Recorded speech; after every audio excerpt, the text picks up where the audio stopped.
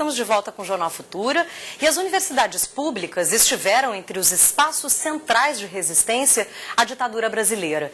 E ao longo desse período, junto com os artistas, professores e o movimento estudantil estiveram no alvo da repressão, das perseguições, das mortes e das violações dos direitos humanos. Os protestos contra o incentivo à privatização da educação no país, a redução de recursos destinados ao ensino público e a reforma nos currículos estavam entre as principais reivindicações dos universitários e profissionais da área da educação. A repórter Dani Moura ouviu algumas pessoas que eram estudantes na época e que foram perseguidas no período da repressão. Em março de 1968, no Rio de Janeiro, no protesto contra as condições do ensino brasileiro, o estudante Edson Luiz Lima Souto, de 18 anos, morre em um conflito com a PM. Foi o estopim para a mobilização de novos protestos em todo o país, boa parte organizada pelo movimento estudantil. E o movimento estudantil também se organizava como uma forma de resistência à ditadura, mas também especificamente contra uma política educacional do governo, que privilegiava universidades privadas em detrimento do ensino público, diminuía a verba para o ensino público e tentava instituir o pagamento de anuidades nas escolas públicas. Eu, então, participei ativamente desse movimento e a própria forma de ação da ditadura, que diante de qualquer movimento, qualquer manifestação, qualquer demanda por mais verbas para a universidade, por exemplo, reagia com repressão. Isso levava a que, rapidamente, uma passeata que seria por mais verbas virasse também algo contra a ditadura. E é claro que os grêmios estudantis, os diretórios acadêmicos, tinham um papel importante nas mobilizações em prol das manifestações contra o regime.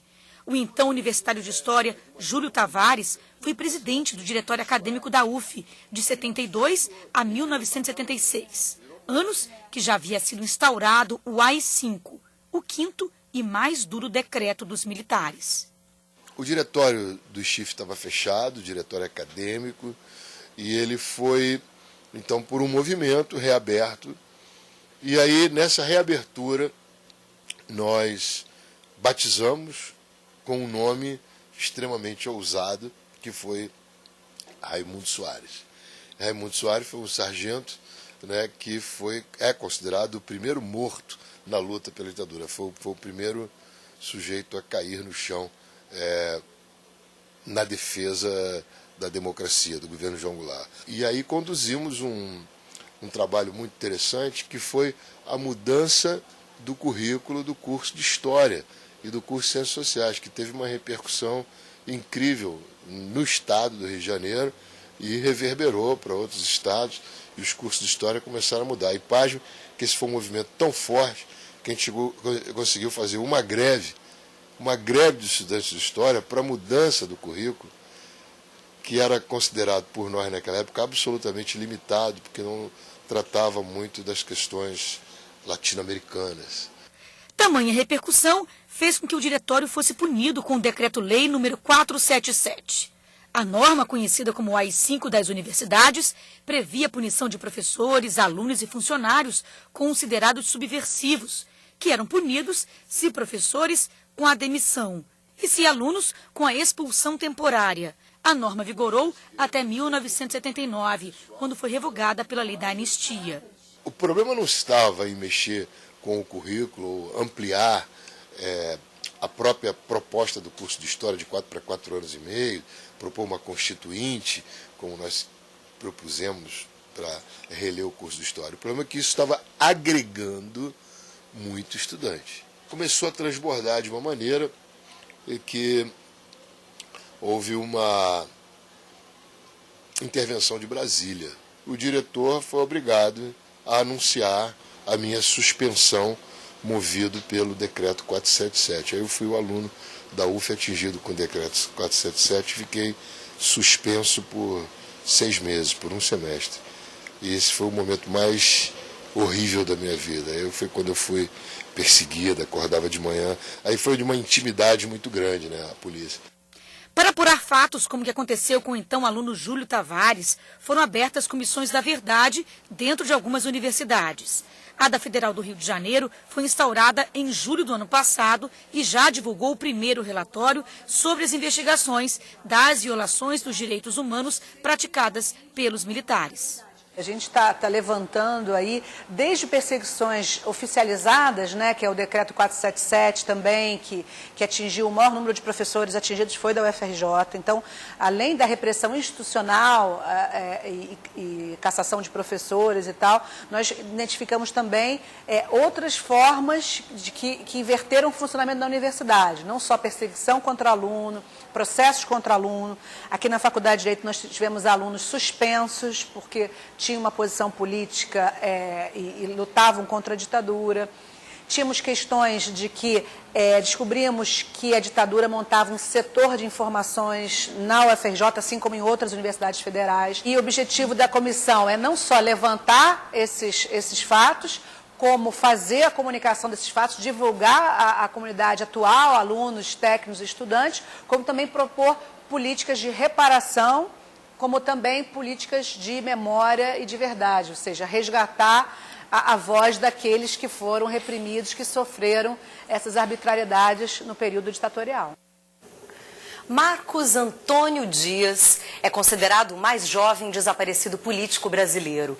O estudante desapareceu aos 15 anos de idade e era militante do grupo VAR Palmares, a Vanguarda Armada Revolucionária Palmares, uma organização que lutou contra a ditadura brasileira a partir da tática de guerrilha urbana e em favor da implantação de um governo comunista no país. Mesmo depois de mais de 40 anos do desaparecimento de Marcos Antônio Dias, a família não tem qualquer notícia de onde estariam seus restos mortais.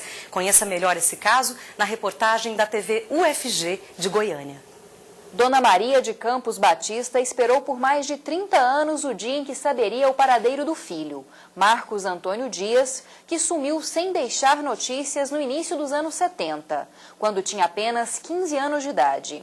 A espera foi em vão, já que ela faleceu em 2006, sem conseguir notícias oficiais sobre o que ocorreu com o filho. De 1970 a 1980, ela percorreu presídios em Goiás e em outros estados, tentando encontrá-lo. Como não conseguiu localizá-lo, deixou a porta da nossa casa, uma casa humilde, aberta durante 10 anos, à esperança do seu retorno.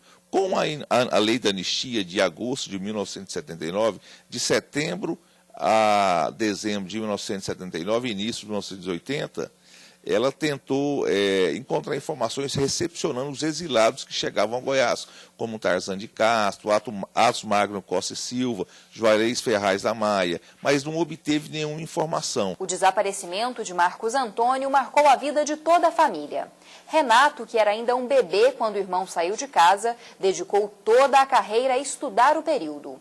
Já a mãe, Dona Maria, resolveu fazer faculdade para entender o que queria o filho militante. Ela criou coragem para concluir o supletivo, prestar vestibular e ingressar na universidade para tentar entender o que queria o filho, Marcos Antônio Dias Batista, de apenas 15 anos de idade, que sonhava com um tal socialismo.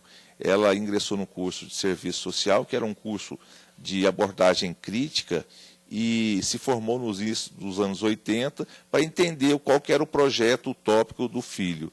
E depois disso, ela buscou informações nos órgãos de repressão, lutou pela abertura dos arquivos da repressão política, como o do DOPS de São Paulo e o do DOPS de Goiás, cujo acervo hoje encontra-se na Universidade Federal de Goiás, mas a vida toda da família girava em torno do desaparecimento do filho e do irmão. A família reivindica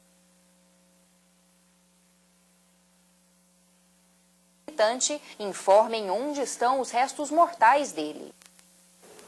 E a dica do site Catraca Livre de hoje traz o teatro como espaço de protesto. Obras censuradas pela ditadura estão em um espetáculo gratuito apresentado nas escadarias da Catedral da Sé. A peça Liberdade é Pouco foi criada em memória ao cinquentenário do golpe de 64 e é uma adaptação livre do texto Liberdade, Liberdade, de Milor Fernandes e Flávio Rangel, escrito em 1965.